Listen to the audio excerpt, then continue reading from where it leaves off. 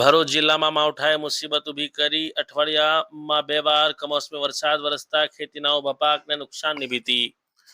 ભરૂચ જિલ્લામાં માવઠાએ મુસીબત ઊભી કરી છે. અઠવાડિયામાં 2 વાર કમોસમી વરસાદ વરસતા ખેતીના ઊભા પાકને નુકસાનની ભીતિ ખેડૂતોને સતાવી રહી છે.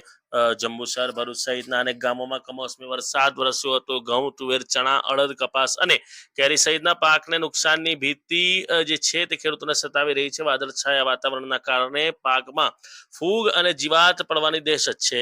વાતાવરણની અસમાનતાના પગલે કેરીના પાકને પણ નુકસાન થવાની શક્યતા છે. ખેડૂતોએ યોગ્ય પ્રમાણમાં જંતુનાશક દવાનો ઉપયોગ કરવાની કૃષિ નિષ્ણાતો દ્વારા સલાહ આપવામાં આવી છે.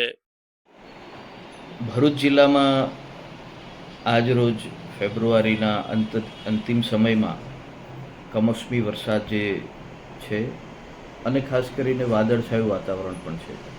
એવા સંજોગોની અંદર ખાસ કરીને ભરૂચ જિલ્લાની અંદર અને દક્ષિણ ગુજરાતમાં જે પાક છે જેમાં અત્યારે નુકસાન થઈ શકે એવી ભીતિ જે પાક છે તેમાં આંબા અને મગ છે, અડદ છે, ચણા છે, એ જે વાવેતર થયા છે તેની અંદર મહદઅંશે નુકસાન થવાની શક્યતા છે. આંબાના પાકમાં પણ કેરી ખરવાના પ્રશ્ન હોય અને સાથે સાથે ફૂગ અને જીવાતના પ્રશ્નો વધી શકે છે. મગ, અડદ અને ચણા જેવા પાકમાં ખાસ કરીને ફૂગના રોગ અને જીવાત પણ આ વાતાવરણથી વધી શકે છે. ત્યારે ખાસ ખેડૂતોએ કાળજી લેવાની છે. જંતુનાશક દવા જરૂર પ્રમાણે અને ફૂગનાશક દવાનો જરૂર પ્રમાણે ઉપયોગ કરવો પડશે.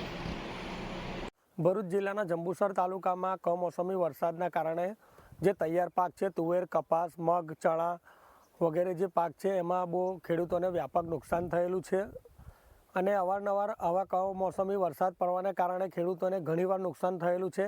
એની પર સરકાર ધ્યાન દોરે અને કંઈક ખેડૂતોનું કંઈક કરે એવી અમારી માગ છે.